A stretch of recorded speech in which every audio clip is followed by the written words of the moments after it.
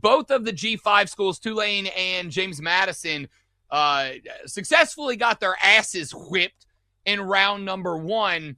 Tulane loses by 31 to Ole Miss. JMU did backdoor cover against Oregon late, but the Ducks had a lot of second and third stringers getting then some XP. Your final in that one, 48-20 in the fourth quarter. They lose 51-34 for the cover. And the question now being thrown out by a lot of college football fans, and I've been asked this a number of times, I'll get your thoughts and then I'll give mine, is that the conclusion of participation by G5 schools in the playoffs moving forward? Yeah, bye-bye, little guy. And I was saying that heading into this. We don't need to see that. I mean, I understand the criteria, that the format, the way it's set up right now. First of all, it's dumb. I can't believe we decided on that. And second of all, when the playoffs actually come around, would you rather see Texas? Or would you rather see JMU? Would you rather see Notre Dame? Or would you rather see Tulane? At that point, I just want to see the better football games. And ultimately, that's what the committee does on the basketball side. They're not worried about what conference and all that crap and all these automatic rules. They just try to get the best teams in. So I'd rather it going forward look like that.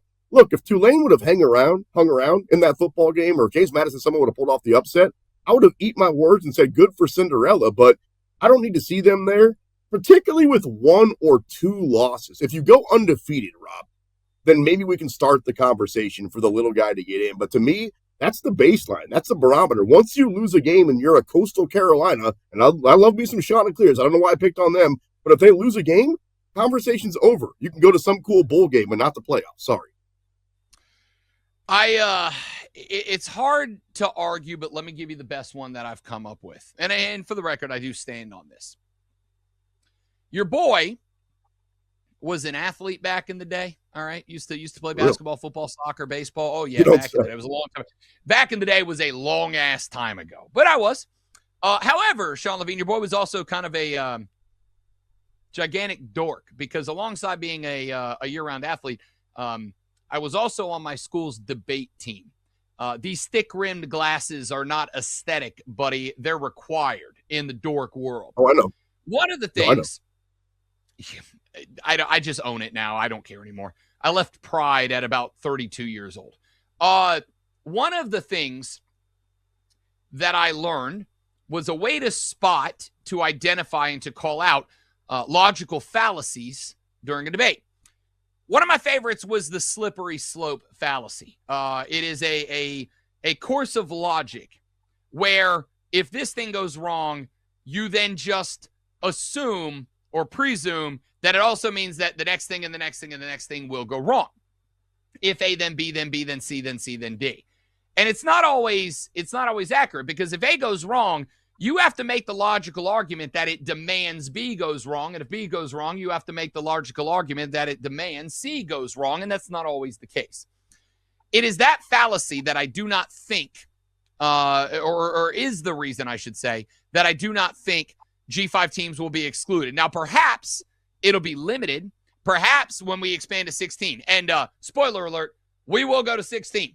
Because the guys who make the decisions, that wear suits and ties to work and get paychecks that are larger than me, Sean Levine's, and Brando's combined and multiplied by 10, those types of people are never going to say, yes, I would like to make less money for the betterment of literally anything or anyone ever. Nobody's ever. People in power do not cede power and money and back for the betterment of mankind. If you want power from those that have it, you have to take it. Take that as you will. Now, I will take off my Rob Brown college football revolutionary leader beret and move to the point.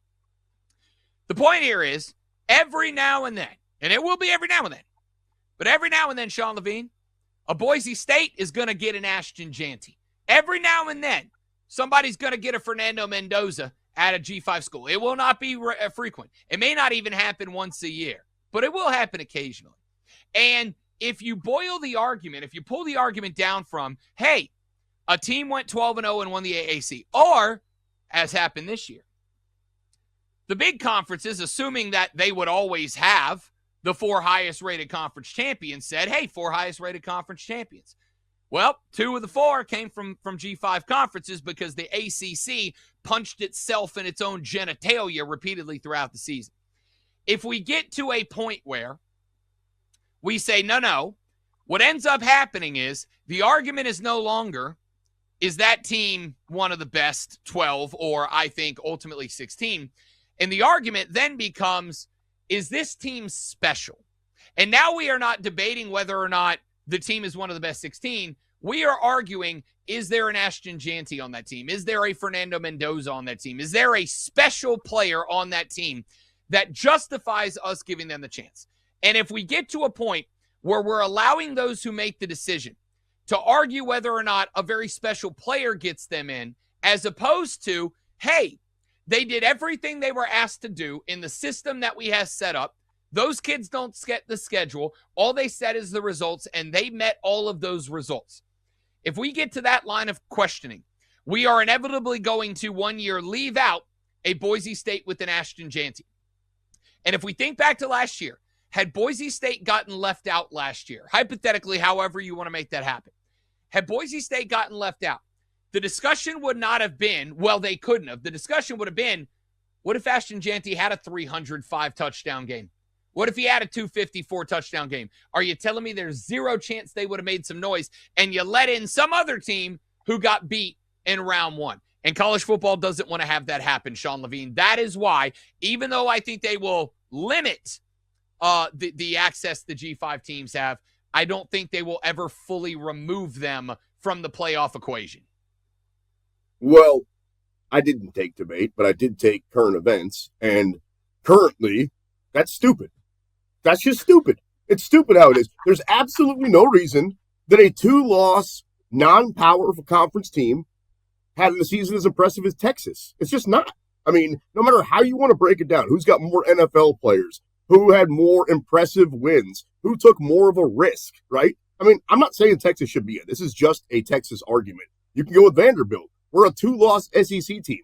Y'all let in 4 other 2-loss SEC teams into the field of 12 and didn't even think about us. But at the same time, you put in a 2-loss Tulane team and whatever conference they play in, and James Madison got in over Notre Dame and some of these other schools. So I understand and I agree if you are special. But to me, special starts at undefeated. That's where we can start to have the conversation. Once you're Tulane and you lose a game, sorry. Once you're JMU, you lose your first game, you're out. Because not only would it give us a better game, and from a gambling perspective, it'd be a little bit trickier if you had to go, okay, all of a sudden Texas plays Oregon, and Texas is a, what we say, 2.5, 3, this is reality. I mean, what would they have been? 2.5, 3-point favorite? What if it would have been Notre Dame instead of JMU?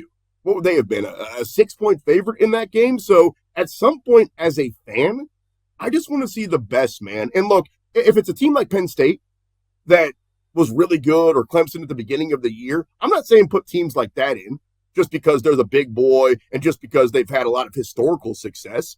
But if it's close and there's a 2-loss Tulane team or a 2-loss Vanderbilt team, how are we even considering putting in Tulane is my question. So let's start with this. As Brando and the Notre Dame Fighting Irish learned in that last segment, hubris is the great equalizer sometime.